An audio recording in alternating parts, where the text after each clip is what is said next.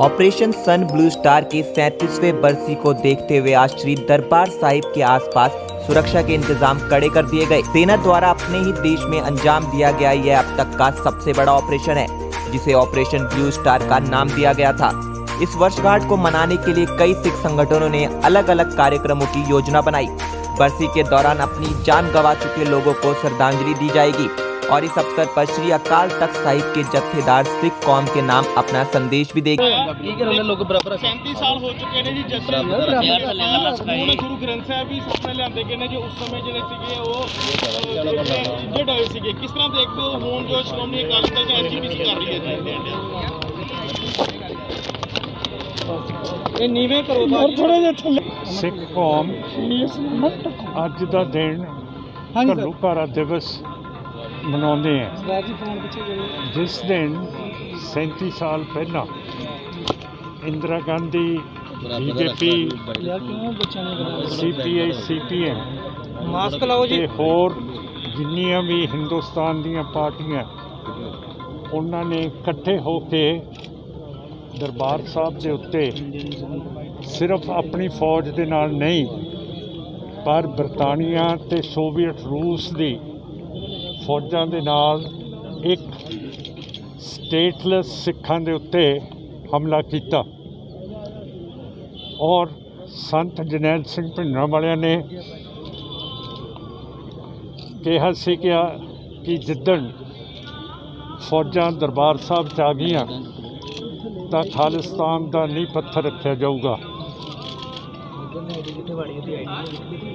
ਜਿਹੜੇ ਰਵਾਇਤੀ ਅਕਾਲੀ ਸੀ ਉਹਨਾਂ ਨੇ ਇੰਦਰਾ ਗਾਂਧੀ ਤੇ ਨਰਸਿਮਹਾ ਰਾਓ ਨੂੰ ਵਿਸ਼ਵਾਸ ਦਿਵਾਇਆ ਕਿ ਸਾਡੇ ਹੱਥ ਹਕੂਮਤ ਤਾਂ ਆ ਸਕਦੀ ਹੈ ਜੇ ਸੰਤ ਜਰਨੈਲ ਸਿੰਘ ਭਿੰਡਰਾਂ ਵਾਲਿਆਂ ਨੂੰ ਦਰਬਾਰ ਸਾਹਿਬ ਦੇ ਵਿੱਚੋਂ ਬਾਹਰ ਕੱਢੋਗੇ।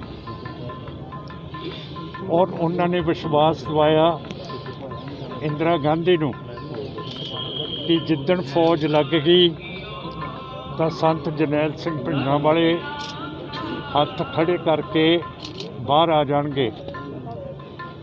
ਪਰ ਇਹੋ ਜਿਹਾ ਸੂਰਮਾ ਅਸੀਂ ਬਾਬਾ ਦੀਪ ਸਿੰਘ ਤੋਂ ਬਾਅਦ ਦੇਖਿਆ।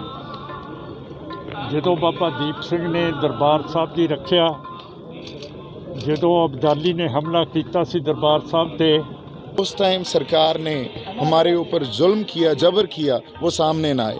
आज 37 साल बाद भी इतिहास अपने आप ये सच बोल रहा है और आप लोगों के सामने वो सब चीज़ें, वो सब घटनाएं और उन सब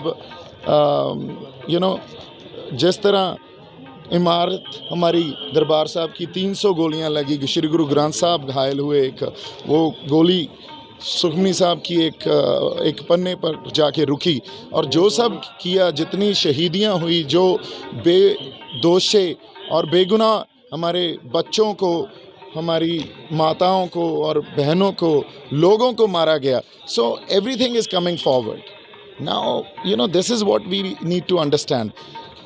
जो सच है, ट्रुथ है, वो कभी नहीं छुपता। अपने आप किसी टाइम एक कलेक्टिव कॉन्शियसनेस देखो कैसे पंजाब में पैदा हो गई है इस चीज़ को लेके।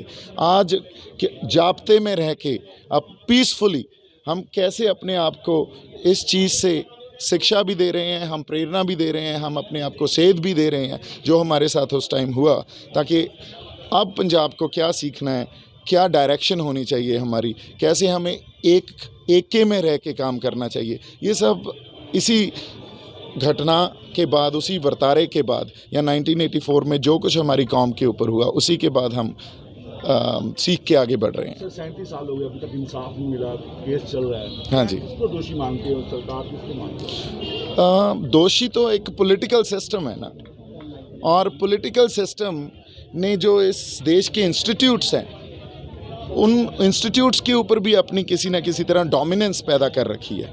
इंसाफ लेने जाते हैं तो वो पॉलिटिकल सिस्टम और सरकार कोई भी हो, उस टाइम कांग्रेस थी, आज बीजेपी है, वही काम कर रहे हैं, है ना।